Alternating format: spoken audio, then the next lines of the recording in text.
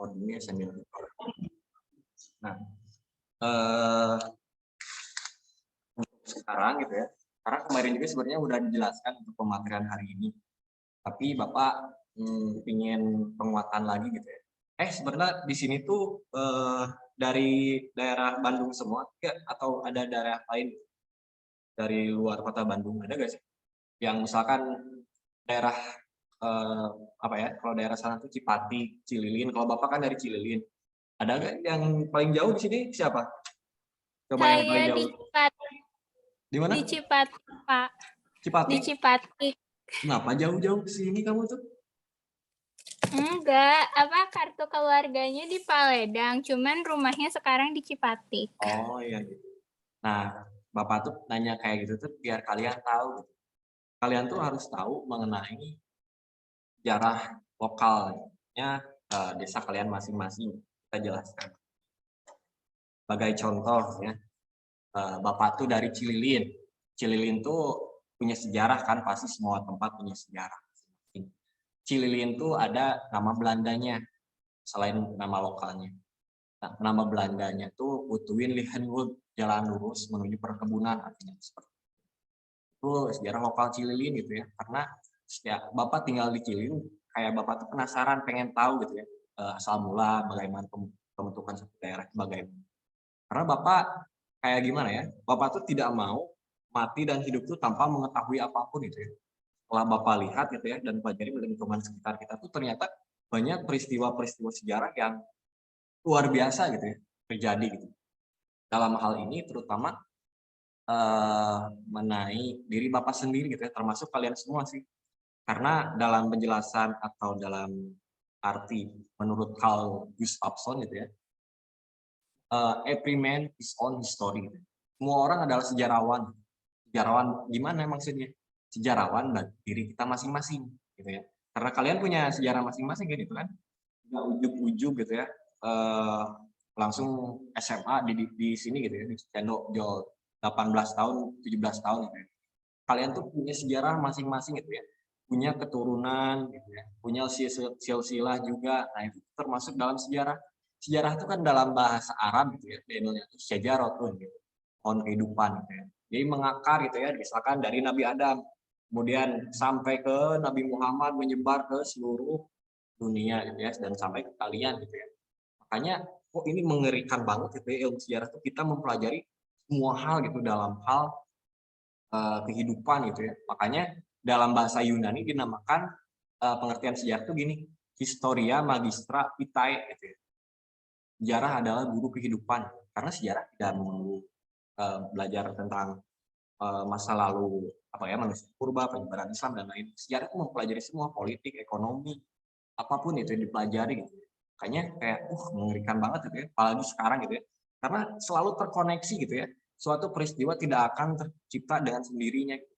Tahu kemarin ada peristiwa apa mengenai perang di mana? Bapak pengen tahu di mana? Ukraina. Rusia dan Ukraina. Itu kan kayak mengerikan banget gitu ya, ada berita gitu terbaru. Wah, ini jangan-jangan mau perang lagi gitu ya.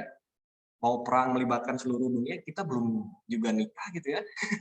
Kita baru sekolah, itu jangan sampai hancur gitu dunia itu. Nah kan itu tuh punya kaitannya masing-masing gitu ya, kenapa bisa terjadi konflik itu, karena Ukraina itu kan dulunya bagian dari Uni Soviet kan, pecahan itu ya, sementara di sisi lain Ukraina ingin bergabung dengan NATO gitu ya. Saling terkaitan, makanya pohon itu tuh sangat mendefinisikan gitu ya, sejarah itu seperti apa gitu ya, saling tersambung satu sama lain.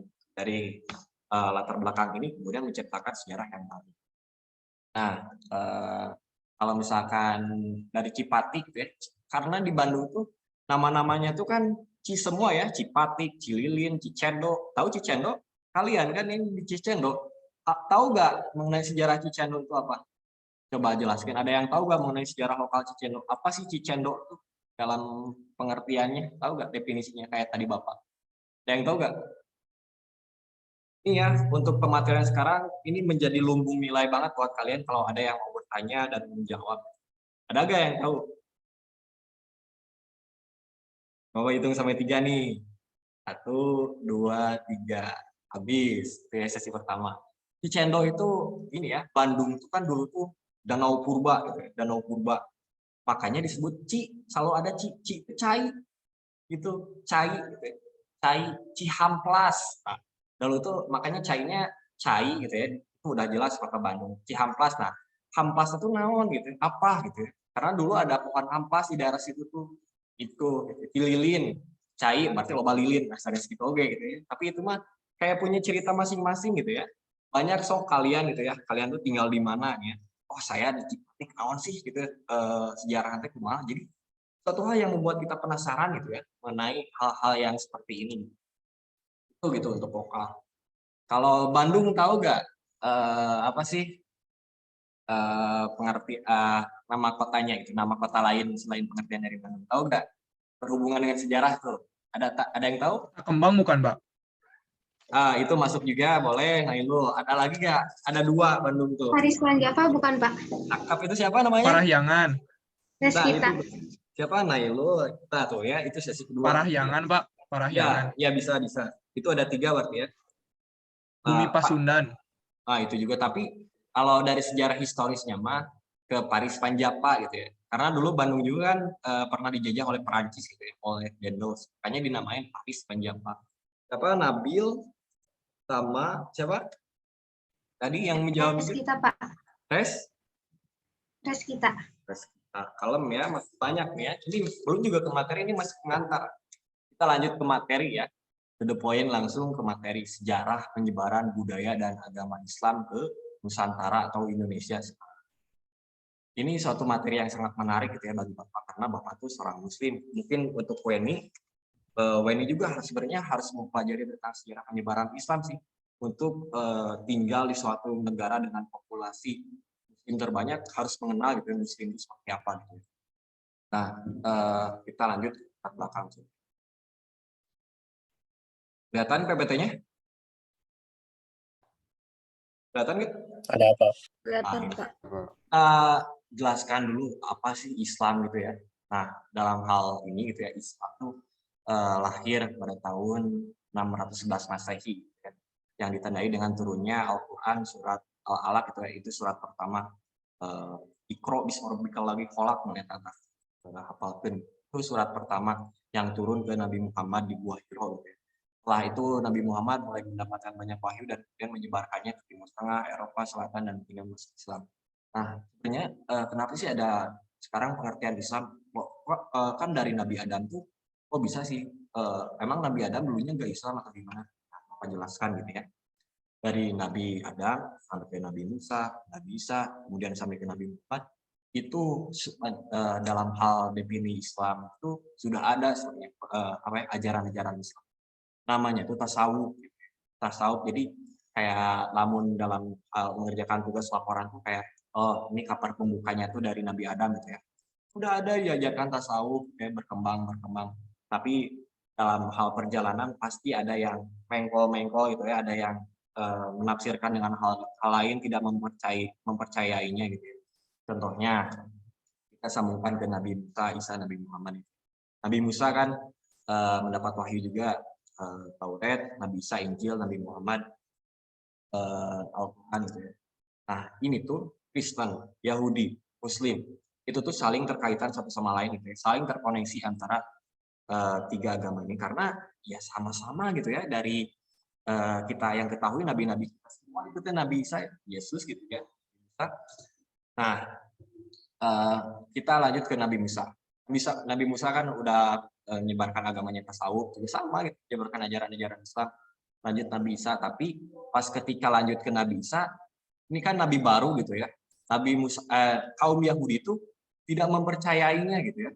Ini kok punya mukjizat gitu ya, menghidupkan orang-orang mati.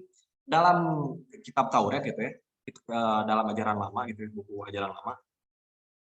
Dalam Taurat itu dijelaskan bahwa nanti akan turun suatu nabi di akhir zaman yang mempunyai mukjizat menghidupkan orang mati, dan dia dari keturunan Yahudi juga kan, Nabi Isa tuh. Makanya kaum Yahudi itu penasaran gitu ya, ini bener gak sih nabi penutup akhir zaman, nabi kita gitu ya. Kaum Yahudi ingin membuktikan apakah apakah ini nabi yang menjadi nabi penutup atau enggak. Pada waktu itu tahu peristiwa salib. Nah, ini tuh pembuktian dari Yahudi ingin membuktikan apakah Nabi Isa itu asli atau bukan. Ketika Nabi Isa disalib, kaum Yahudi bilang kalau dia selamat berarti dia nabi asli. Kalau dia mati berarti nabi palsu. Gitu. Pas Nabi Isa ternyata ya tidak mati juga kan, Nabi Isa tuh diangkat ke langit gitu ya. Tapi yang kita tahu Nabi Isa dianggap oleh Yahudi itu mati, makanya tidak dianggap oleh kaum Yahudi itu nabi penerusnya gitu ya. Itu jadi seperti tongkat estafet tuh ya, Nabi Adam, Nabi Musa, Nabi Isa sampai ke Nabi Muhammad. Nah, ketika Nabi Muhammad mulai menyebarkan agama Islam gitu ya dengan turunnya ayat yang baru, kaum Yahudi juga bertanya, kamu mengakui tidak Nabi Isa itu adalah nabi? Kaum Yahudi tidak mengakui karena mereka telah membuktikan bahwa Nabi Isa itu mati.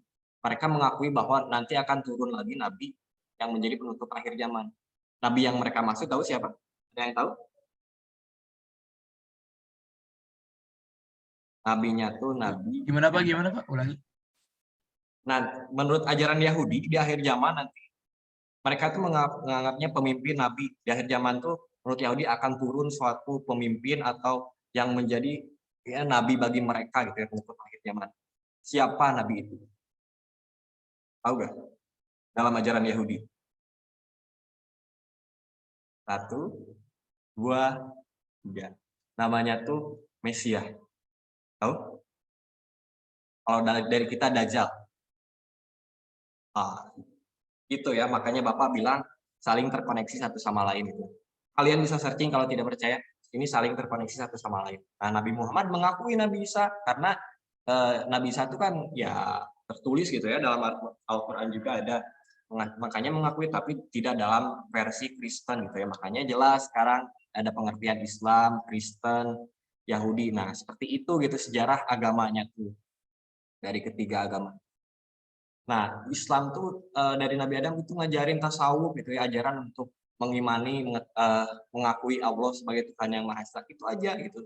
Ajarannya tuh berperilaku baik dan hal-hal lain yang jangan sampai mendekati dosa. Itu ajarannya. Cuman pas Nabi Muhammad itu sebagai kaper penutup Islamnya itu udah jadi. Habis itu tidak ada lagi gitu ya. Nabi-nabi seterusnya kecuali pemimpin khalifah nanti ada gitu ya yang memerangi Mesias tadi, Imam Mahdi gitu ya. Makanya Einstein dulu bilang kayak gini dalam menyangkut perang Ukraina tadi. Menurut Einstein, saya tidak mengetahui perang yang terjadi di Perang Dunia Ketiga, senjata apa yang mereka gunakan di Perang Dunia Ketiga.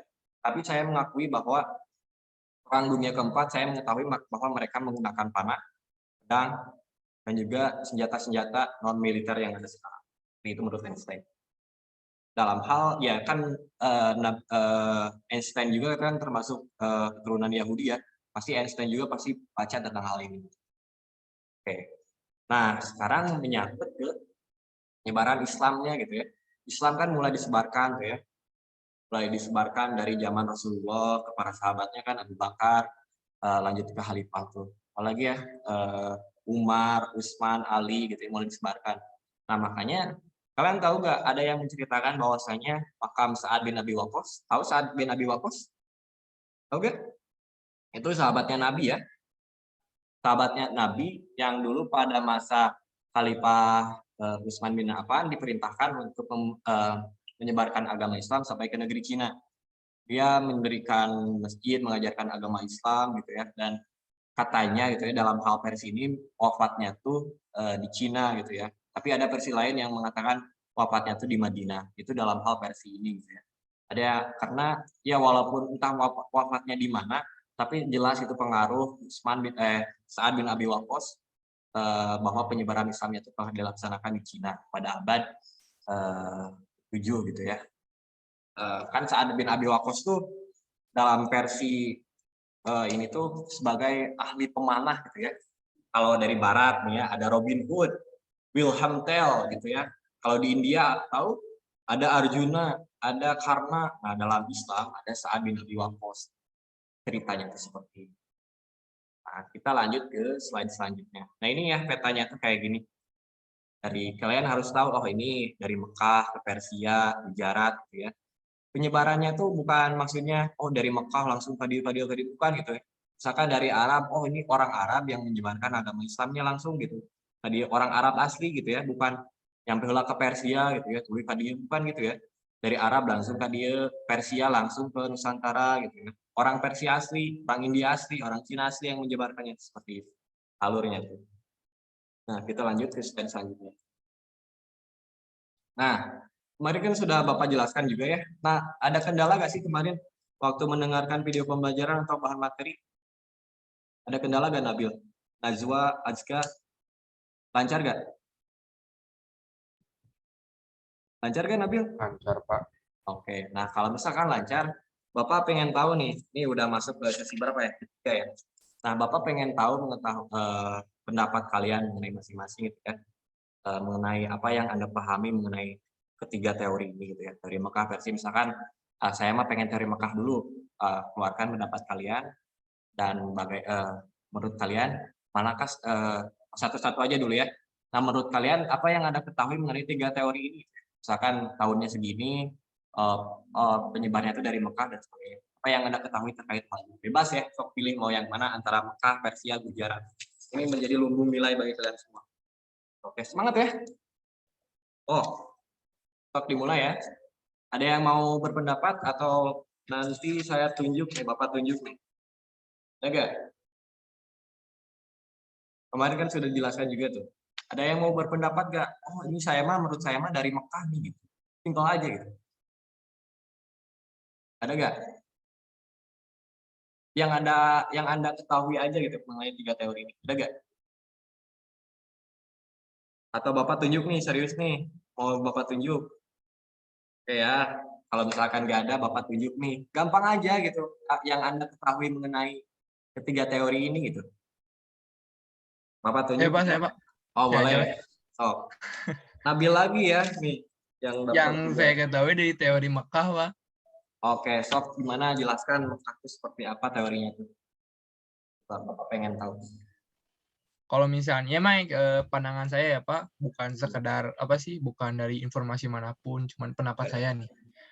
Kalau pendapat saya kan Nabi Muhammad kan itu lahir di Mekah kan, Ya. pasti kan ya yang benar-benar yang mungkin ibarat yang benar-benar asli nih, ya pasti teori dari Mekah. Karena apa? Karena Nabi itu kan mengajar lahir di sana, ya kan, lahir di Mekah dan pertama mengajarkan tentang Islam juga di Mekah gitu. Pasti kan teori-teori yang terpercaya itu adalah teori-teori yang berasal dari Mekah gitu. Karena apa? Karena itu benar-benar berasal dari nabinya langsung, berasal dari Nabi Muhammadnya langsung gitu. Nah, bagus ya Nabil. Ada yang lain nggak? Belum Bapak jelaskan nanti secara keseluruhan. Nah, teori Persia ini belum. Teori Gujarat nih, ayo semangat ya. Atau Bapak tunjuk nih ya, sampai beres nih. Mau. Najwa, oke Najwa. Sok Najwa, yang mau yang mana? Tirai satu atau tirai teori, dua? teori Persia. Oke, teori Persia. Sok, teori Persia ini bagaimana menurut pandangan Najwa? Najwa Shihab ini? Enggak, amin. Ya, sok, gimana pendapatnya? Menurut aku yang teori Persia sama teori Gujarat itu masih berhubungan karena pedagang dari Persia sebelum nyampe di Indonesia itu singgah dulu di Gujarat. Benar nggak, Pak? Ya, benar banget. Bagus, bagus. Itu dari Najwa gitu ya. Ya, karena saling keterkaitan gitu ya. Seperti Bapak. Oh, mungkin nanti aja ya, secara keseluruhannya. Bapak pengen dengar pendapat-pendapat kalian dulu. Bebas ya, bisa mau melanjutkan atau tidak. Nah, sekarang tinggal Gujarat nih. Tadi siapa? Aku Najwa. mau. Siapa? Sanjia? Ya, Pak. Oke, Sanjia. Oh, Sanjia gimana pendapatnya mengenai teori Gujarat? Menurut saya, teori Gujarat tuh masuk akal gitu buat menyebarkan Islam ke Indonesia, soalnya pas tahun-tahun segitu tuh lagi masa-masa perdagangan lewat jalur laut gitu. Sampai muncul jalur sutra gitu kan buat jalur perdagangan. Ya. Nah, jadi para saudagar Gujarat tuh singgah di Indo tuh ya masuk akal gitu buat menyebarkan Islam selain cuman berdagang. Ya. Udah segitu, bagus kok, bagus. Nah gitu ya, saling punya pendapat masing-masing itu bagus, punya pendirian masing-masing, punya visioner masing-masing gitu ya. Ada lagi nggak, misalkan dari 3 teori ini, ada lagi nggak? Bebas mau yang mau nambahin, atau enggak masih ada season selanjutnya gitu ya. Ada lagi? Apa cukup ya? Nah, Bapak mungkin akan lanjutkannya terlebih dahulu gitu ya. Kita langsung ke materinya mungkin. Kalau ini kita bahas di bawah ya, Polisongo, pedagang, perkawinan, politis. Semoga waktunya cukup gitu ya. Sampai 11.30 ya. Ya. Nah, kita lanjut ke Bapak akan bahas satu-satu. Nah, dalam pandangan Bapak, selama Bapak belajar sejarah, Bapak juga sama gitu ya, seperti kalian masih belajar. Bapak juga melakukan suatu penelitian dan menurut para peneliti-peneliti, sejarawan dan juga tokoh agama, para ulama, semua teori, baik itu teori Mekah, teori Persia, teori India, Gujarat, Bangladesh, Cina, semua itu adalah benar. Semua itu adalah teori-teori mengenai penyebaran Islam ke Nusantara. Jadi penyebaran Islam, menurut pandangan para peneliti dan sejarawan, Islam itu tidak hanya disebarkan melalui satu aja gitu, satu teori. Islam itu disebarkan melalui Arab, Persia, Cina, Bangladesh, dan juga sebagainya. Jadi macam-macam. Kenapa Bapak bisa menyimpulkan hal itu gitu ya? Kita lihat sekarang Islam itu ya. Islam itu kalian tahu ada istilah mazhab, manhaj, dan juga ada ormas. Islam itu adalah suatu agama yang memiliki pandangan dan juga punya organisasinya masing-masing gitu ya. Ada Muhammadiyah, NU, Persis itu tuh dalam hal ini satu hal yang membedakan gitu ya. Oh ini Islamnya ajaran ini, ajaran Imam Syafi'i, Hambali, Hanafi dan sebagainya gitu ya. Itu biasanya di dalam suatu negara yang dimilikinya tuh biasanya hanya memiliki mazhab tuh paling banyak 2 gitu. Bahkan di Mekah kebanyakan ngambil Syafi'i dan juga Hambali, di Malaysia Syafi'i juga banyak. Nah, kita lihat di Indonesia. Banyak kan kalau kalian tahu semua 5 mazhab itu ada di Indonesia, termasuk ormasnya juga banyak sekarang apalagi ya. Suatu hal yang membicarakan tentang agama gitu ya, sangat sensitif tapi kita akan kupas gitu ya secara halus. Jangan sampai ada perpecahan gitu ya. Walaupun kita berbeda, kita jangan sampai saling menjatuhkan satu sama lain gitu ya. Kita tuh sama-sama Islam gitu ya, masa sambil membunuh satu sama lain, saling menjudutkan sama lain. Kita tuh sama-sama Islam, jangan sampai kita saling bermusuhan satu sama lain gitu ya. Jangan sampai hal itu terjadi. Kita tuh seperti tidak tahu gitu ya, musuh kita itu siapa sebenarnya. Musuh bersama kita siapa. Common enemy-nya tuh kita tuh siapa yang harus dilawan. Itu yang harus kalian tahu gitu ya. Memerangi Islam sendiri itu satu hal yang sangat sedih banget gitu buat Bapak gitu ya. Musuh kita itu bukan kita gitu ya. Kalian harus pahami dengan sapi ini baik hal itu. Nah, kita masuk ke teori Mekah gitu ya. Kita praktikan kok bisa seperti ini. Nah, teori Mekah kan pada abad ke-7 gitu ya.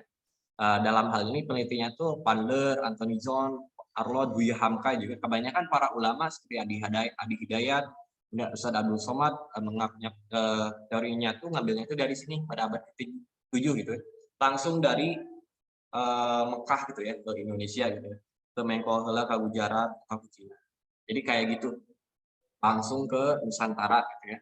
Karena pada waktu itu pengaruhnya tuh kentalnya tuh di Mekah tuh dan Mesir gitu ya. Pada waktu itu Umayyah gitu ya, masih kerajaan Umayyah, dinasti Umayyah sangat kental dengan mazhab Syafi'i dan juga masih kental gitu ya di Syafi'i. Makanya di Samudra Pasai dalam hal ini ya, gelar pemimpinnya tuh dari Samudra Pasai ini tahu Al-Malik Al-Saleh gitu ya. Al-Malik itu nama gelar dari Mesir gitu ya. Nama pemimpin Mesirnya. Jadi buktinya itu seperti ini. Oh ini tuh pasti dari Arab karena raja pertama Samudra Pasai memiliki gelar Al-Malik dari Mesir gitu ya. Nah, di Samudra Pasai mazhabnya itu Syafi'i. Makanya disebutkan oh ini pasti dari Mekah. Kemudian ada juga ditemukan gitu ya perkampungan Arab di pesisir Sumatera pada abad ke-4. Jadi jauh sebelum itu ternyata bangsa Arab Cina itu sudah saling terkoneksi. Tapi ada tapinya. Makanya kenapa teori ini masih sulit untuk dibuktikan gitu ya. Karena buktinya masih sedikit tuh ya, buktinya tuh kayak sedikit karena ini jauh banget gitu ya, udah tua banget, sulit menemukan sumber-sumbernya gitu ya. Nah, buktinya tuh masih sedikit. Nah, kita lanjut ya. Ke teori Persia. Nah, kalau teori Persia sama pada abad ke-7 gitu ya, yang sampai juga ke Sumatera. Bisa dilihat gitu ya, kalau kalian pahami gitu ya, ada peringatan sebelum Muharram, Asyura memperingati Hasan dan Husain gitu ya, cara tabuik. Jadi sama gitu ya. Persia tuh Iran gitu ya. Mungkin secara sekarang bisa disebut Syiah, tapi karena waktu itu tidak mementingkan hal itu, yang penting semua umat Muslim di Nusantara Islam gitu ya. Tujuan mereka tuh seperti itu pada waktu itu. Nah, ada juga ajaran-ajaran Sufi kan dari Iran tuh, sementara dari Arab tuh kan Sunni gitu ya. Nah, kemudian menggunakan istilah Persia untuk mengeja Arab, huruf Arab gitu ya. Kalian dulu pernah ngaji gak sih? Bapak mah dulu pernah gitu ya. Tahu nggak istilah Persia untuk mengeja huruf Arab? Nah, ini Bapak nanya nih, tahu nggak sih kalian? Ada yang tahu nggak dalam mengejanya itu seperti apa? Bapak buktikan gitu ya, bahwa teori ini bukan hanya dari Mekah dan juga Persia. Ada yang tahu nggak? Kalau tidak, Bapak tunjuk nih. Tidak apa, bisa nggak apa-apa, nggak bisa menjawab juga. Yang penting kalian bisa mencobanya dulu. Ada yang tahu nggak? Pak, yang kayak apa sih Jabar JR gitu bukan sih, Pak? Ah, benar. Najwa lagi tuh ya. Aduh, Najwa. Benar gitu ya. Coba praktiknya seperti apa? Tahu nggak? Najwa kayaknya sama deh. Enggak, udah lupa Bapak. Nah, kayak gini ya praktiknya tuh. Bapak ingat nih, masih ingat soalnya walaupun Bapak banyaknya tuh imam dari mazhab Syafi'i gitu ya, Muhammadiyah, tapi ternyata oh ada juga gitu ya dari ajaran seperti ini gitu ya. Tanwin, Fathah, JR gitu ya. Misalkan kayak gini ya dalam mengejanya tuh. Alif jabar A, alif jeber B, alif PS un, an in un. Paham nggak? Kayak gitu. Dulu mah Bapak tuh ngaji ikronya tuh kayak itu. Kayak patah domahnya tuh, oh ini dalam hal mungkin versi dari Persianya gitu ya. Hanya punya apa ya, jejak-jejaknya tersendiri gitu di Nusantara dari Persia, maka Indianya tuh seperti itu. Nah, tetapi kekurangannya tuh apabila dikatakan bahwa Islam masuk pada abad ke-7, maka kekuasaan Islam di Timur Tengah masih dalam genggaman Khalifah Umayyah gitu ya. Bukan Persia, jadi tidak mungkin gitu ya Persia sampai jauh-jauh ke Nusantara dalam menyebarkan agama Islam. Pasti dari dinasti Umayyah dulu yang menyebarkan Islam ke Nusantara. Jadi buktinya tuh masih juga seperti itu. Tapi dalam hal ini ada gitu ya jejak-jejaknya, tapi tidak bisa istilahnya tuh tidak bisa oh ini Mekah paling benar gitu ya. Tidak bisa seperti itu. Nah, kita lanjut ke yang terakhir nih, teori Gujarat. Nah, Gujarat tuh dari India gitu ya. Dekat India lah Gujarat tuh. Dari menurut Bisnapel orang-orang Arab bermazhab Syafi'i kan ya, yang bermigrasi menetap di wilayah India lah yang membawa Islam ke Indonesia. Nah, dalam buktinya, tadi kan apa ya? Malik As-Saleh itu bermazhab Syafi'i gitu ya, dari Arab katanya dikatakan bahwasanya Al-Malik itu dari Mekah dan juga Mesir. Tapi di sini ditemukan juga dalam bukti peninggalannya tuh Syekh Maulana Malik Ibrahim memiliki batu nisan yang sama dari Gujarat gitu ya. Desainnya itu sama gitu ya. Jadi ada gitu jejak-jejak dari Gujarat juga yang sampai ke Indonesia gitu ya. Nah, selanjutnya apa? Dari keterangan Marco Polo. Tahu Marco Polo ini apa ya? Pelayar paling terkenal itu ya di Eropa dan juga dunia gitu ya. Dari keterangan Marco Polo, oh ternyata ditemukan juga di ketika mengunjungi Perlak, ternyata di sini banyak perkampungan-perkampungan Muslim yang ternyata mengambil ajarannya itu dari orang Gujarat seperti itu. Kan Gujarat di sini bermazhab Syafi'i gitu. Ini kelemahannya itu seperti ini. Gujarat itu bermazhab Hanafi. Hanafi, sementara Samudra Pasai waktu itu bermazhab Syafi'i, jadi sulit dibuktikan juga. Tapi ini ada pengaruh juga dari Gujarat seperti itu gitu. Saling mempunyai kelemahan dan juga buktinya gitu ya. Nah, penyebaran 3 teori itu seperti itu. Jadi ada kelemahan dan juga buktinya gitu ya. Jadi ketiga teori itu benar, semuanya benar. Kalian dari tadi siapa? Nabil, Raskita, Najwa, Sanjia benar semua gitu ya. Bahwa Islam itu merupakan penyebarannya itu kompleks banget gitu ya, tidak bisa disebabkan dari teori satu saja gitu. Semua teori benar. Dari nanti pas ulangan kalian tahu gitu ya, mana teori yang paling tepat, kalian jawab mau benar jawabannya. Nah, sekarang kita lanjut melalui cara penyebarannya. Nah, sekarang mau nggak tanya jawab lagi? Nah, di sini apa yang Anda ketahui mengenai penyebaran Islam melalui perdagangan, bagaimana caranya gitu ya. Oh, tadi sudah disinggung kayaknya sama Sanji atau Najwa gitu ya. Nah, melalui perdagangan bagaimana caranya coba? Ayo. Ada yang mau bertanya? Kalau Bapak pengen menunjuk dulu ya. Ini sudah banyak soalnya Nabil juga, Najwa juga. Bapak pengen tanya yang lain gitu ya. Boleh kan? Ini. Oke, ini Bapak pengen dari cowok dulu ya. Siapa di sini? Tadi ada gak yang paling pertama nih ya, biasanya korban tuh paling pertama biasanya nih. Agus Wahyu Hidayat, coba ada gak tuh absen pertama? Apa yang Anda ketahui mengenai cara penyebaran melalui perdagangan? Agus, ada Agus? Dapat nilai Agus? Ya, Pak. Menurut pendapat Iya, ada. Agus, bagaimana sih cara Islam menyebarkan agamanya melalui perdagangan? Menurut pendapat Agus, bagaimana mengenai hal itu? Coba. Jadi mungkin Pak, kalau misalkan melalui perdagangan kan itu teori Gujarat Pak ya, Oh. dari India. Ya, bisa Paling jadi.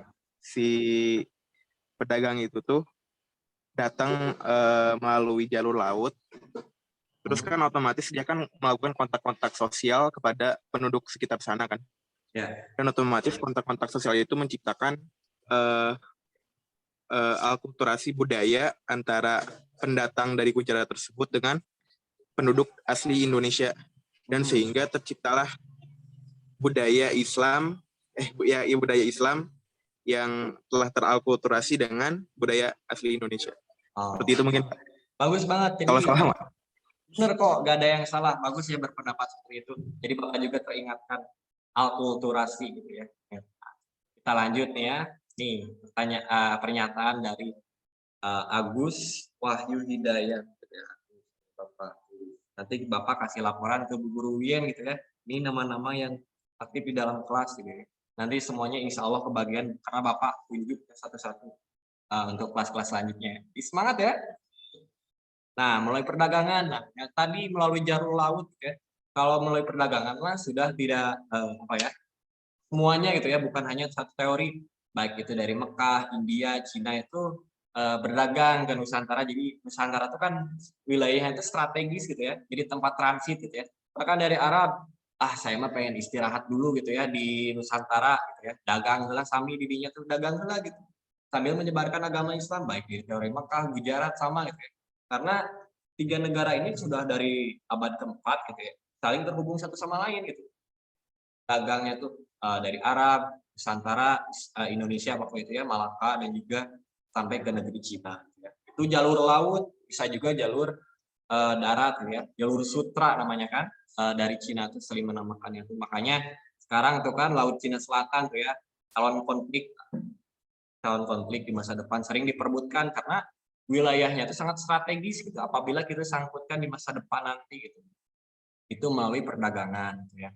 Nah sekarang ada lagi nih, udah season keberapa ya pertanyaannya tuh. Kita lanjut lagi nih. Seperti yang kita tahu, kita mengenal Sunan. Nah itu adalah tokoh yang menyebarkan agama Islam ke Nusantara pada waktu itu. Tolong sebutkan nama-nama Sunan yang kalian tahu. Tok siapa sebelum Bapak tunjuk? Nabil, Rezkia, Najwa yang udah, jangan dulu ya, yang belum nih. Ada gak?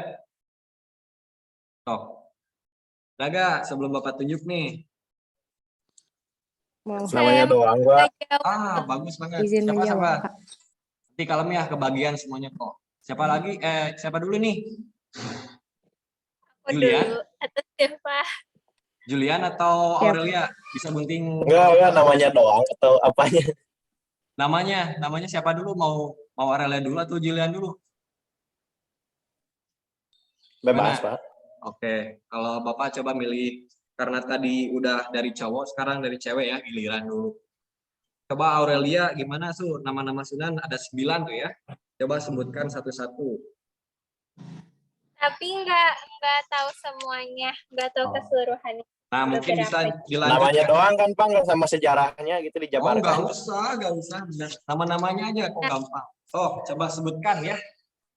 Coba. Ada Sunan Kalijaga, terus Sunan Bonang, terus Sunan Gunung Jati, terus Sunan Ampel, sama Sunan Kudus. 5 tuh. Ada lagi Ya, nggak? cuma tahu gitu. Julian, coba lanjutkan. Julian. Itu baru 5. Siapa lagi coba yang belum? Nera Tahu mau, nggak, Pak. Julian? Oh, Nera, sok coba Nera. Julian ini tadi katanya mau. Julian? Ya, yang saya tahu dari sebutin, Pak. Oh, tuh. Sok coba Nera. Kalau Julian masih ada yang lain. Coba Nera. Ada Sunan Gunung Jati, Hmm? Sunan Giri, sama Sunan... Udah, itu gitu doang. Itu 2. Oke, gak apa-apa Ya. ya. Siapa Nera? Itu gak apa-apa, sok coba 1 juga gak apa-apa, 1,13 gitu. Ada lagi gak? Nih, kalau misalkan Muria bukan, Pak. saya Pak. Kalau Coba. sekarang ini harus semuanya ya, tadi udah disebutkan gitu ya. Harus 9 wali. Wali bukan wali band ya, ini wali Songo. Coba siapa lagi? Ada lagi nggak? Sunan Saya, Pak. Muria bukan, Pak. Siapa? Ini Sunan siapa dulu? Muria. Orangnya dulu. Siapa dulu yang mau? Nah. Ini nyebutnya satu-satu apa gimana, Pak? 9 Harus, langsung. kalau sekarang mah 9, satu-satu dulu. Tapi maksudnya sebutin 1 sampai 9 ya. Bisa gak tuh? Ada gak? Oh. Ada gak? Ada yang bisa? Tadi udah disebutin tuh soalnya. 5 tuh tadi. Saya Siapa? mau, Pak. Oh, Mutiara. So, Mutiara. Ajahra. Oh, siapa? Sunan Gresik, Sunan Ampel, Sunan Bonang, Sunan Derajat, Sunan Kudus, Sunan Giri, Sunan Kalijaga, Sunan Muria, Sunan Gunung Jati.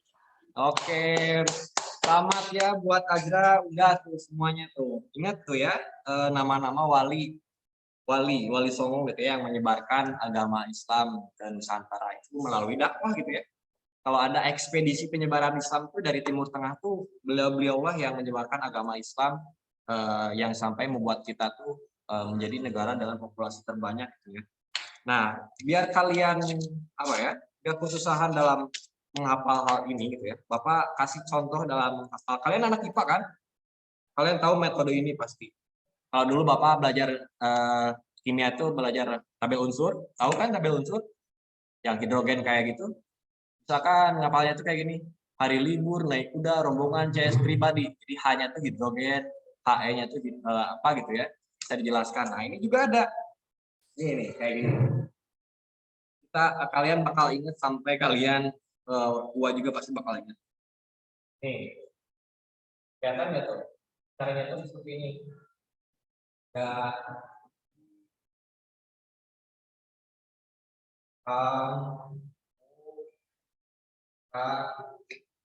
Apa tadi itu? DK. Ingatnya tuh seperti ini ya. Gagigu Kambodeka. Gerasi. Aja dulu juga. Oh gini ya cara menghafal yang mudah. Di tes hafalan tabel unsur. Kalian tabel unsur hafalinnya kayak gitu juga nggak? Guru kimia kalian. Bapak juga dari ini Pak soalnya. Dulu gitu nggak? Halo? Belum disuruh hafal. Gitu. Kalau misalkan disuruh ngapal tabel unsur, kalian bisa contohkan kayak gini ya. Kayak tadi. Hari libur naik kuda, rombongan CS pribadi. Nah, kita lanjut tuh. G, Gresik, A, Ampel, I, Giri, U, Gunung Jati, K, Kalijaga,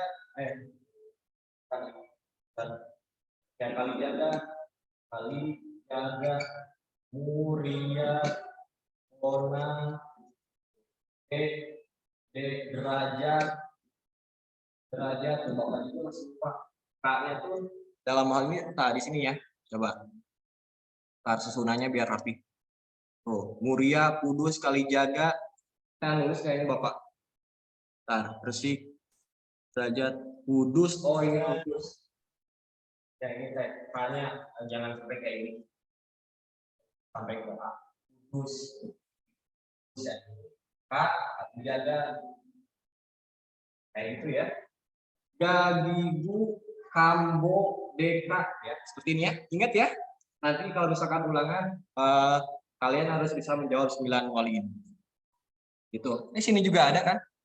Misalkan ini mah Bapak tadi dirubah urutannya gitu ya. Nah, gitu ya, untuk melalui dakwah disebarkannya itu melalui para sunan ini gitu ya. Kadang para sunan ini tuh adalah guru dan murid gitu ya, antara Sunan Gunung Jati, Sunan Kalijaga gitu ya. Karena sama dari Timur Tengah gitu ya. Itu melalui cara yang damai gitu ya, seperti kemarin melalui wayang gitu ya. Kalau kalian tahu makanya kata Bapak juga bilang kalau agama itu hal yang sensitif untuk dibahas gitu ya. Karena kita tuh memiliki perbedaan gitu ya. Makanya wajar kalau kemarin penyebaran Islam melalui wayang, kemarin juga sempat didiskusikan kan, Bapak tuh pengen kalian tuh mengetahui gitu ya, Islam itu sangat beragam di Indonesia, bukan hanya agamanya aja yang beragam, tapi Islamnya juga beragam. Setelah masuk Islam, kalian harus memilih organisasi mazhab kalian masing-masing gitu ya. Itu yang menjadi permasalahan Islam sekarang. Gitu ya. Nah, selanjutnya ada melalui cara pernikahan nih. Ada lagi nggak yang mau? Bagaimana penyebaran Islam melalui pernikahan? Nih. Saya, Pak. Siapa? Coba. Tiara. Tiara. Belum kan Tiara? Belum. Nah, bagaimana melalui pernikahan coba? Melalui pernikahan. Yang lewat pernikahan tuh kayak kelanjutan dari tahap perdagangan. Jadi kayak pedagang-pedagang yang datang tuh kayak ngebantu perkampungan gitu. Terus menetap. Nah, lama-lama dari situ teh kayak ngebentuk keluarga gitu, nikah sama penduduk yang ada di situ. Nah, iya benar ya. Karena kita juga kan ya sekarang mah kita udah belajar gitu ya melalui Islam gitu ya. Karena setiap anak yang lahir di negara kita, terutama dalam orang tuanya beragama Muslim itu ya, pasti anaknya juga akan memeluk agama Islam. Gitu ya. Makanya banyak para pedagang yang menetap di Nusantara tuh kemudian tinggal dan juga menikah. Cara penyebaran Islamnya itu seperti itu. Tapi ada juga seperti ini, seperti Sunan Gunung Jati gitu ya. Dulu ada kerajaan di Cina gitu ya, dinasti Tang atau Ming gitu ya. Beliau ingin memberikan tentangan kepada Sunan Gunung Jati bahwasanya Islam adalah ajaran yang benar. Tahu kan kalau kalian pernah nonton film itu pasti tahu gitu ya. Dulu pernah dites gitu ya. Sunan Gunung Jati harus menebak apakah seorang wanita itu hamil atau tidak gitu ya. Dengan melihat perutnya dengan diterawang lebih jauh gitu ya. Dalam tes itu gitu ya, Sunan Gunung Jati membuktikan bahwa ada 2 wanita, yang satu hamil beneran, yang satu tidak. Gitu ya. Nah dites gitu ya, pas dites yang hamil bohongan ini teh kata Gunung Jati hamil, ceritanya tuh seperti itu gitu ya. Nah pas dites ternyata oh dia menyebutkan bahwa yang ini tuh hamil gitu ya, padahal cuma bantal doang gitu ya. Itu kaisarnya itu sangat kaget gitu ya, bahwa ini mukjizat yang begitu besar yang diberikan Allah gitu ya dalam agama Islam gitu ya. Kaget banget gitu kaisarnya itu, makanya kaisarnya itu langsung memeluk agama Islam dan juga memerintahkan Gunung Jati untuk mengembalikan kondisi wanita itu gitu ya. Masa langsung hamil gitu gak ada suami, dan akhirnya Sunan Gunung Jati menikah dengan orang keturunan Cina. Nah kalau kalian tahu gitu ya, Raja Demak itu keturunan Cina juga. Makanya dari 3 teori itu semua penyebaran Islam itu ada gitu ya, dari teori Mekah, Cina, India, Gujarat kan semuanya ada. Itu melalui pernikahan. Nah, Bapak mah sangat tertarik dengan hal ini. Selanjutnya ya, itu mungkin habis gitu ya pertanyaan-pertanyaan Bapak gitu ya. Kelas ini sangat-sangat antusias, makasih banget gitu ya buat kalian semua karena sangat antusias gitu ya. MIPA tuh gak nyangka gitu ya bakal serajin gitu ya. Bapak sangat mengapresiasinya gitu ya. Tolong pertahankan ini dengan baik. Kita buktikan bahwa anak MIPA itu tidak hanya jago menghitung, tapi juga mahir dalam belajar sejarah, ya, terutama sejarah bangsanya sendiri, sejarah diri kita masing-masing gitu ya. Bagus banget ya. Tangan buat kalian coba. Dengaran kawan juga. Tuh ya, bagus lah pokoknya mah. Nah, Bapak tuh ini materi terakhir yang dibahas dalam pertemuan kali ini. Melalui pendidikan gitu ya. Nah, para sunan ini tuh menyebarkan Islam melalui pendidikan, kemudian ada juga yang menikah juga, dan kemudian mendirikan pesantren gitu ya. Nah sekarang kan masih ngeband gitu, masih ngetren sampai sekarang pesantren-pesantren itu ada, baik itu dari Nahdlatul Ulama, kemudian bukan Muhammadiyah mah nggak ada ya pesantren itu, tapi sistem kelas. Bapak juga sempat membahas kan kemarin. Nah, para wali songo, pemuka agama gitu ya, sambil menyebarkan ke seluruh Nusantara itu membuka pendidikan, membuka pesantren, membuka apa ya, padepokan yang mengajarkan agama Islam gitu ya, sambil belajar silat, sambil menyebarkan agama Islam, sambil nonton wayang, sambil belajar Islam. Itu strateginya tuh banyak banget gitu ya, melalui kesenian, belajar agama Islam. Makanya tadi ada alkulturasi. Siapa tadi kata Agus gitu ya, alkulturasi itu percampuran antara budaya satu dengan budaya lainnya gitu ya, makanya ada alkulturasi. Di Indonesia itu kan sebelumnya ada Hindu, Buddha, animisme, dinamisme. Itu tuh jadi saling mencampur satu sama lain gitu ya. Kalau animisme kan itu kayak menyembah roh, dinamisme menyembah benda gitu ya. Makanya walaupun kita sudah beragama Islam, tapi masih ada yang menyembah roh dan juga masih percaya pada jimat dan hal-hal yang lain gitu, di luar kekuatan manusia itu gaib gitu ya. Tidak, jadi seperti menyekutukan Allah, musyrik itu kan arahnya itu seperti itu. Jadi animisme, dinamisme, kemudian Hindu Buddha. Makanya ketika Sunan itu mendirikan masjidnya itu kan masjid tapi disatukan dengan candi gitu desainnya tuh, jadi sambil menyatu gitu ya. Jadi tidak menghilangkan budaya-budaya yang sudah ada di Nusantara gitu ya. Bukan hanya di Nusantara, di seluruh dunia juga seperti itu gitu. Karena dunia juga punya, negara-negara lain juga punya sejarahnya masing-masing, punya budayanya masing-masing. Saya di Turki gitu ya. Turki juga kan dari pakaian kan beda-beda. Itu dari Arab juga punya pakaiannya masing-masing. Di Indonesia ada Nusantara itu ada sarung gitu ya. Dari Turki punya pecinya masing-masing gitu ya, seperti itu. Kan Konstantinopel, tahu masjid apa sih di situ tuh? Iya, masjid apalagi. Tahu yang masjid di Konstantinopel Turki yang Hagia Sophia ya? Oh iya itu. Hagia Sophia kan dulunya buatan Bizantium ya. Bizantium tuh Kristen Ortodoks gitu ya. Setelah diserang oleh Turki Utsmani dan akhirnya dirubah menjadi Islam, masjid gitu ya. Seperti itu gitu ya. Punya sejarahnya masing-masing tapi tidak menghilangkan budayanya. Nah, bagaimana dengan melalui pendidikan, melalui pesantren itu ya, sampai ada kan sampai sekarang pesantren tuh. Kalau yang pesantren ini dari Muhammadiyah gitu ya, dari zaman kolonialisme itu sudah ada gitu ya, pesantren tuh mulai didirikan. Pada waktu itu Kiai Haji Hashim Asy'ari gitu ya, mendirikan pesantren gitu ya dengan sistem gurukula. Gurukula itu sistem mengaji melingkar gitu ya, melingkar kayak gitu, kayak ngariung gitu ya, ngelingkar. Sambil belajar ngaji, itu tuh sistemnya tuh ngambil dari Hindu. Nah makanya Nahdlatul Ulama pada waktu itu disebutkan kafir, kafir, kafir, kamu meniru ajaran Hindu gitu ya, seperti itu. Tapi sampai sekarang ini masih ada kan? Dulu disebutkan seperti itu gitu. Karena hanya mengambil apa ya metode pengajarannya sambil disebutkan seperti itu gitu, karena berbeda pandangan itu yang jadi Bapak sampaikan tadi gitu ya, permasalahannya itu.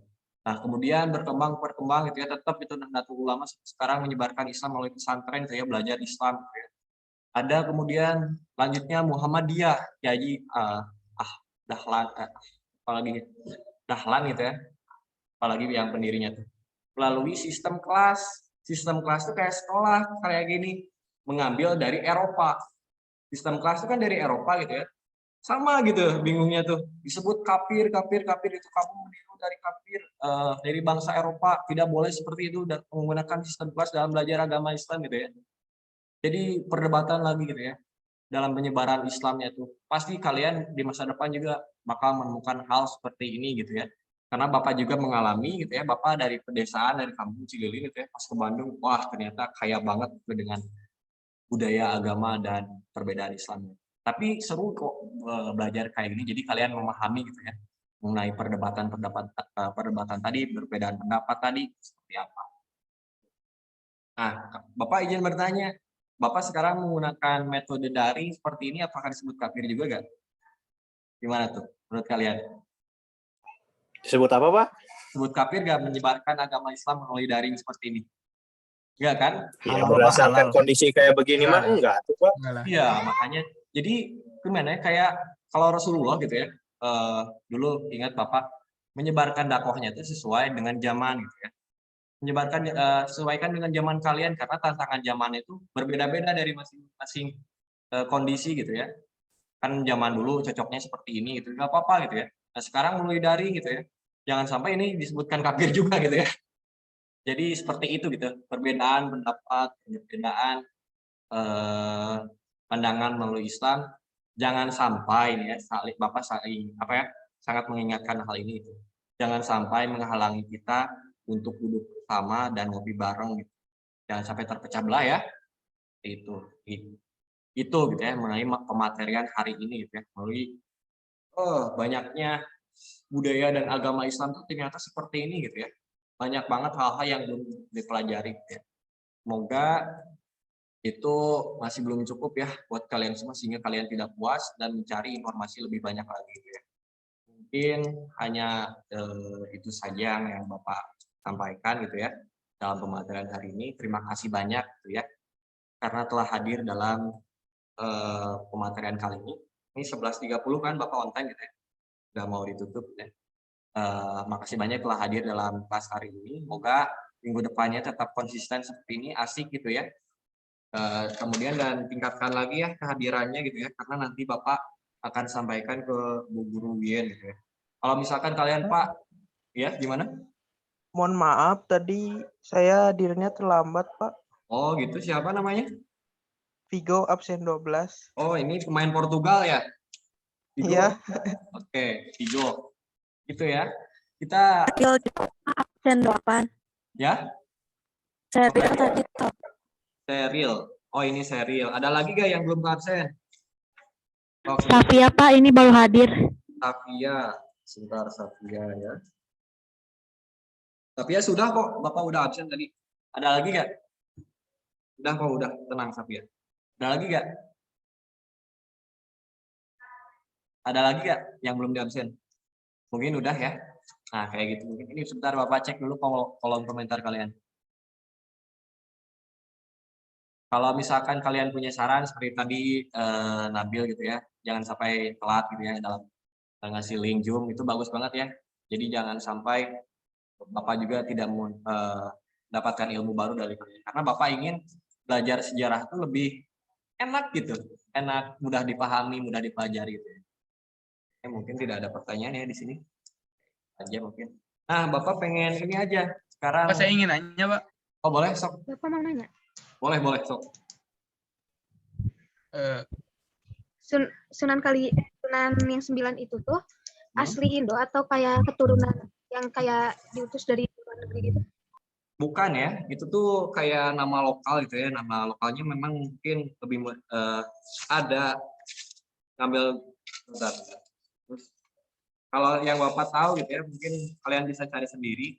Kalau dari Bapak yang Bapak baca gitu ya, sunan-sunan itu bukan dari kita gitu ya. Masa kalau misalkan dari kita gitu ya, kita tuh udah Islam dari dulu gitu ya.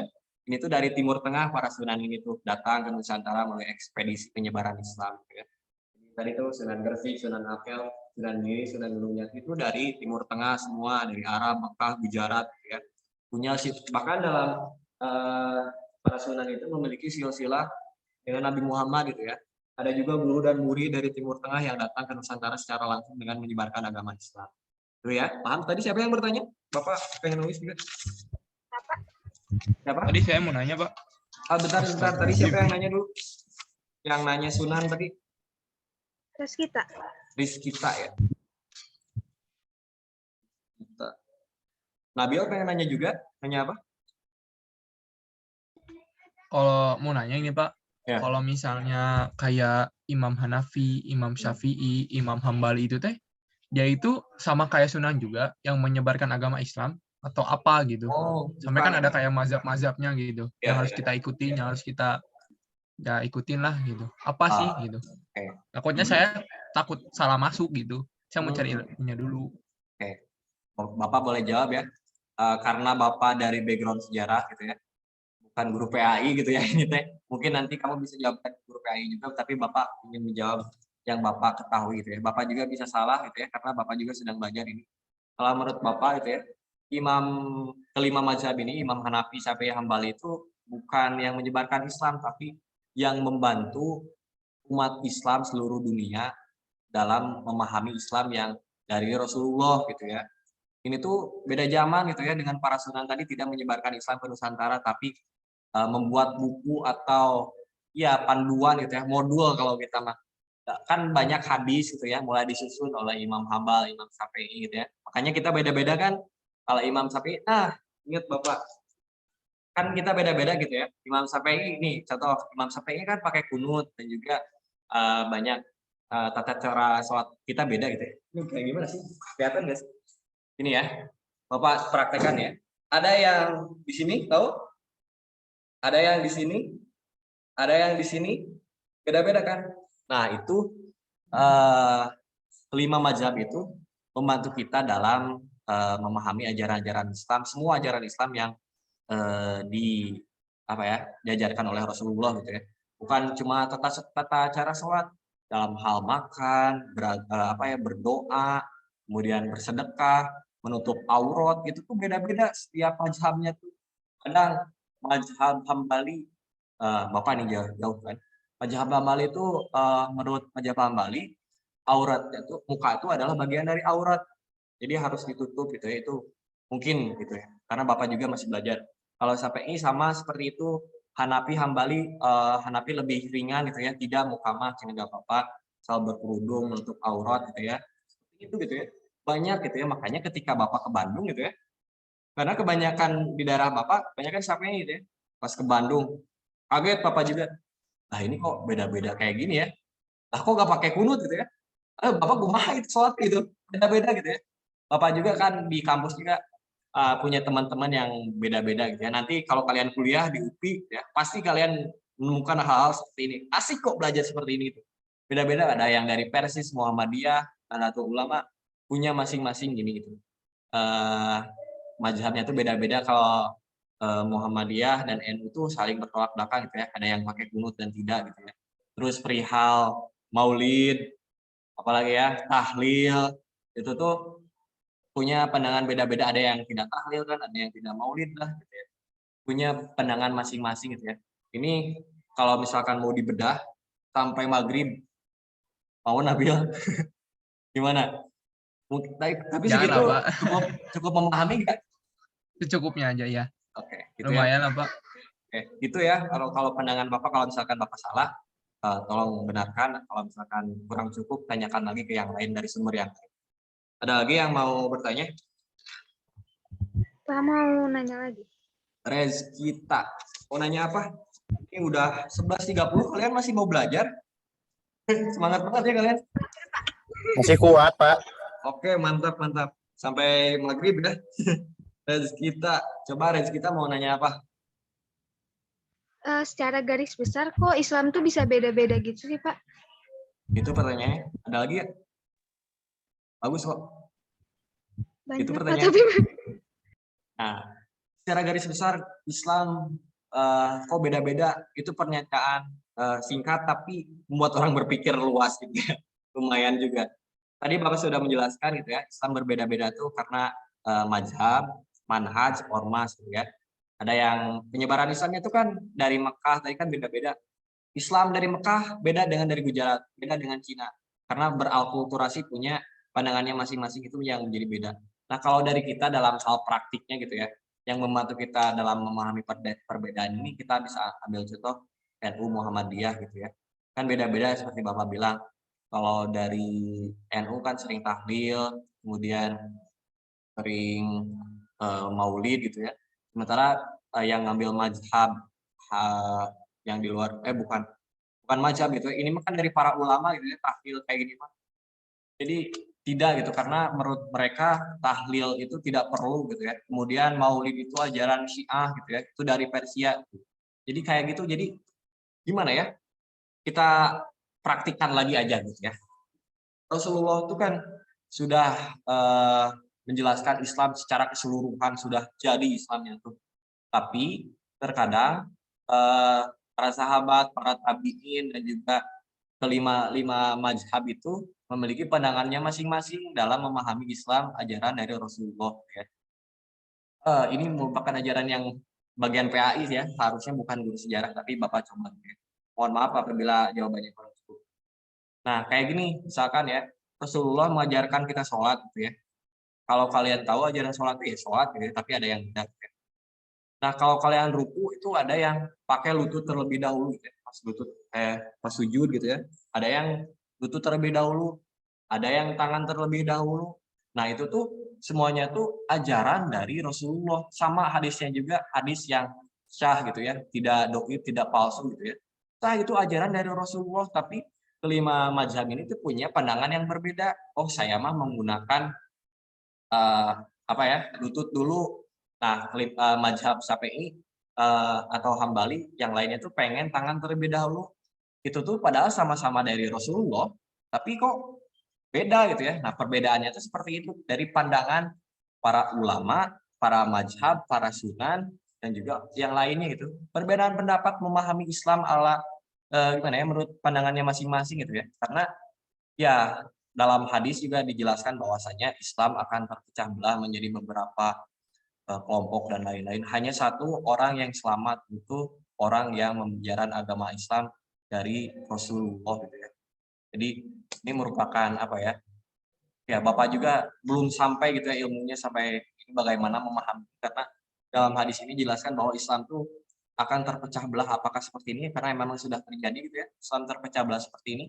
Disebutkan juga Islam akan terombang-ambing seperti buih di lautan gitu ya pada masa akhir zaman nanti. Makanya ini jadi reminder lah gitu buat kita semua gitu ya. Semoga kita menjadi ya seenggaknya kita tuh memperbaiki diri dengan baik gitu ya, beragama dengan baik gitu ya. Seenggaknya kita udah Islam juga udah alhamdulillah gitu ya. Kalau kita makanya para sunan dulu tuh Islam aja we dulu gitu ya. Kalau kalian Islam, kalian punya tiket gitu ya, punya kesempatan untuk masuk surga itu. Oh, non muslim kan gitu. Ini menurut ajaran kita ya. Ajaran muslim gitu ya. Kalau ajaran yang lain kan belum tentu punya kesempatan seperti kita itu. Ini khusus apa ya? Bab kajian orang muslim gitu ya, bukan bab kajian orang sejarah gitu ya. Itu. Makanya bahasnya ini sama guru KI gitu ya. Karena Bapak juga ya sama gitu pengen belajar tapi mungkin ini beda backgroundnya gitu ya. Karena kita juga kan di sini umum gitu ya, bukan cuma muslim aja gitu. Ada non muslim. Itu cukup range kita? Cukup, Pak. Makasih. Ada lagi yang mau bertanya, Bapak? Udah mungkin Bapak cukupkan dulu sampai segitu gitu ya. Karena ini sudah melewati jadwal. Gitu ya. Bapak pengen nanya perihal tugas. Nih, perihal tugas. Siapa aja nih di sini yang belum mengumpulkan? Ada kendala gak sih dalam pengumpulan tugas? Biar bisa dibantu gitu sama Bapak. Siapa aja yang di sini yang belum mengumpulkan tugas di classroom? Bapak cek di sini baru ada berapa ya? Bentar. Tugas mind mapping. Ada 22 orang yang sudah mengumpulkan, ada 11 orang yang belum. Nah, nanti kan Bapak juga laporan ke Bu Dian gitu ya terkait hal ini. Nah, ini sampai kapan mau mengerjakan tugasnya? Nanti Bapak kasih deadline gitu ya. Atau enggak bisa kirim ke Bapak secepatnya gitu. Ini Bapak absen gitu ya. Alvin Surya ada gak? Alvin?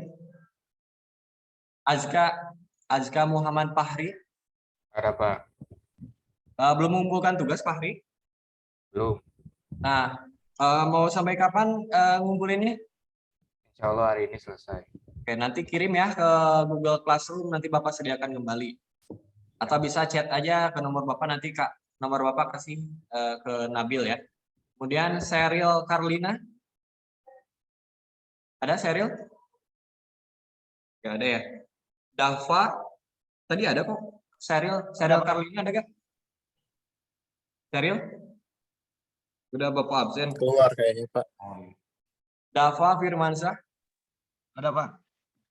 Dava belum mengerjakan tugas? Ada kendala gak? Belum, Pak. Belum nemu gambarnya, Pak. Bisa tanya tuh ke Nabil ya. Ada 22 orang di sini yang sudah mengerjakan itu ya. Tinggal cari aja di Google gitu ya. Peta polosan. Nah, kalian kayak gini nih. Ada kok di sini Bapak sudah kasih contoh. Mana ya? Nah, kayak gini aja cari di Google peta penyebaran Islam. Kamu bisa gambar gitu ya. Ini Bapak jelaskan ya, bisa gambar atau mau di print juga gak apa-apa, simpelnya itu biar cepat di print aja gitu kayak gini. Tinggal gambar kayak gini, panah-panah gini sampai ke Nusantara gitu ya. Misalkan mau ditambahin, oh ini dari Mekah, Persia, ditulisin deskripsinya gitu ya, tahunya juga boleh di sini. Nah, tugas yang kedua mah yang kayak gini teh disebutin satu-satu. Nah, dari Mekah bla bla bla bla menyatakan hal ini. Paham dapat? Oke Pak, paham. Oke, makasih ya. Gunawan Welly. Tadi hadir tuh Gunawan Welly?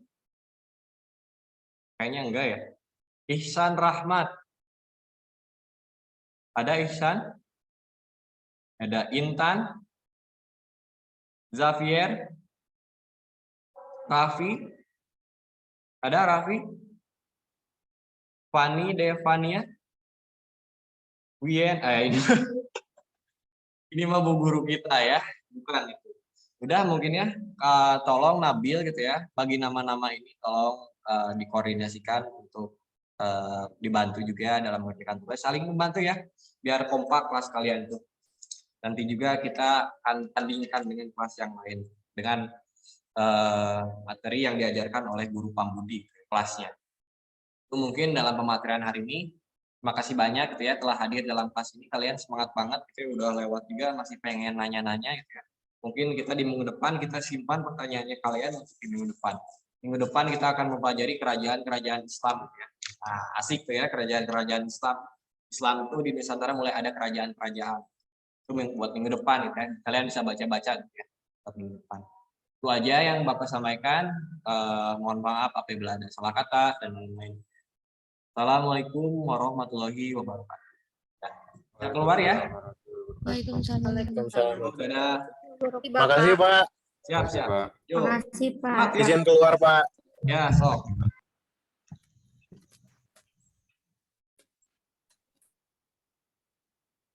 Turun ya, Pak. Makasih. Siap, sok.